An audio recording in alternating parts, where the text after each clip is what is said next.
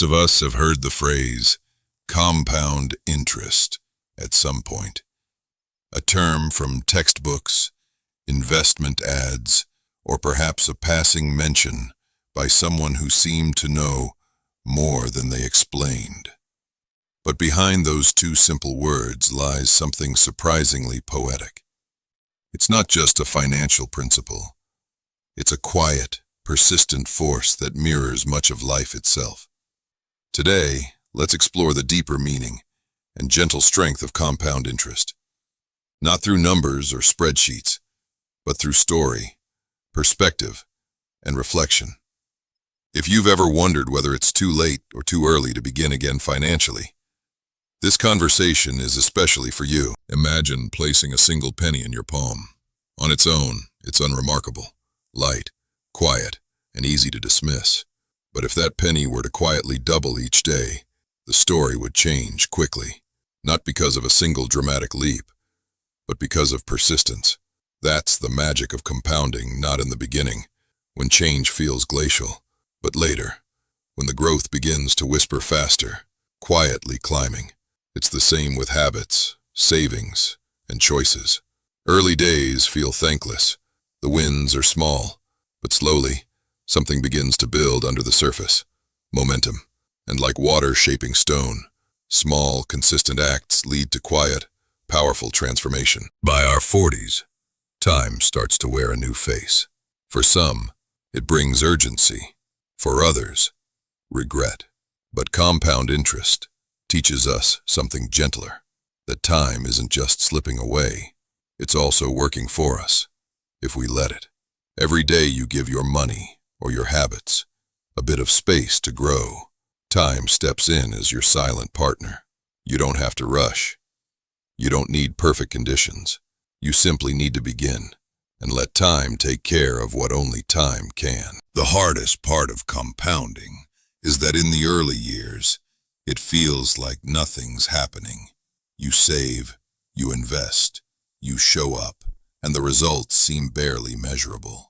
It's easy to feel discouraged or wonder if the effort's worth it. But compound interest doesn't reward urgency. It rewards consistency. The quiet discipline to stay the course when no one else sees the value. Like tending a garden in winter, knowing that, beneath the surface, life is preparing something remarkable. There's a moment in every compounding journey, whether financial or personal, when something shifts. The line that once felt flat begins to tilt. Growth becomes visible. The efforts of years begin to multiply instead of add. This curve, once it turns, is like the dawn. You don't realize how long the night has been until the light returns. And just like that, your money or your progress seems to gain a rhythm of its own. As the power of compounding begins to show, a new responsibility emerges to protect it. Because even a small disruption can interrupt decades of care. This doesn't mean you live in fear or hold everything tight. It simply means you honor what you've built. You stay mindful of impulsive choices and protect your future self with the same love you'd show a child learning to walk. Gentle, firm, and aware. By midlife, we start to think not just about what we're building, but what we're leaving.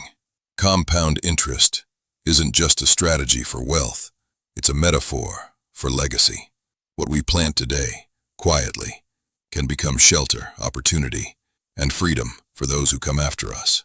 Whether through finances, values, or kindness, the seeds we plant can echo far beyond our lifetime, growing in strength long after we're gone. Many people ask, isn't it too late to start, especially in our 40s, 50s, or beyond? But here's the truth. Compound interest doesn't require perfection. It just asks for intention and enough time to do its work. Even a modest beginning, made with sincerity, can ripple into something meaningful. The question isn't how fast you can grow, but whether you're willing to plant something today that your future self will thank you for. Compound interest is more than finance. It's a reflection of life itself.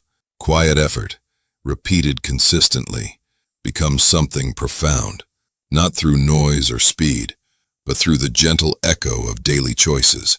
Whether you're nurturing your savings, your health, or your relationships, remember this: the quiet things you do today carry power. So begin.